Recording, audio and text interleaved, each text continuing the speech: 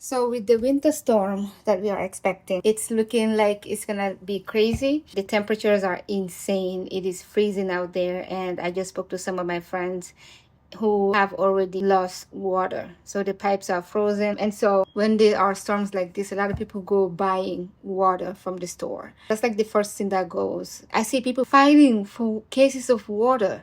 And it always amazes me. And so I just did something and I want to show you guys how to handle situations like this when it comes to the water. Instead of you going out there buying water and quite literally getting into fist fight, I want to show you what I have done.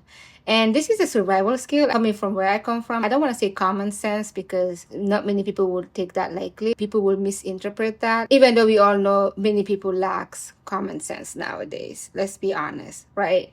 But yeah, for me, this is a no-brainer, especially if you live in an area where when there's any kind of storm or any kind of natural disaster that will take place, and water is one of those necessity things that we cannot live without, right? Like food. This is what I do at home to prepare for that. I'll show you.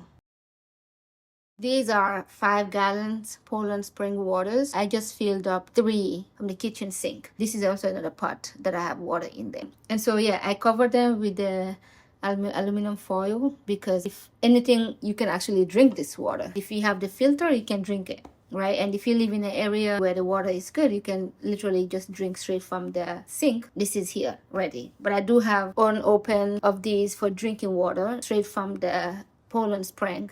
So this will be all for cooking, doing dishes and all that kind of stuff. And this is also all cold water, not from the hot water pipe. That is very important. I don't think I will be cooking anytime soon, but for basic necessity in the kitchen, in case of an emergency, I have the water. I think 3 plus all these pots is enough. Now, in my bathroom, the same 5 gallons of water, I have 2 of them up there that I filled up with water straight from the shower. I think I'm going to add 1 more because the bathroom is essential for taking showers, especially if I go to work, go to the gym, go run. I need to be able to take a shower, right? So I think I'm going to go fill up 1 more, maybe 2 more, and just have them sitting there. You never know. And that's just how I do it. Now, let's say the pipes don't freeze and I don't lose water. These bottles of gallons, I can't keep them. I'm not going to waste the water. I don't like wasting anything like food, all these things. I don't like to waste it because I know how important they are and how some people don't have it. So I don't like to abuse it. So I will keep them on the side, separate the ones from the bathroom to the one in the kitchen.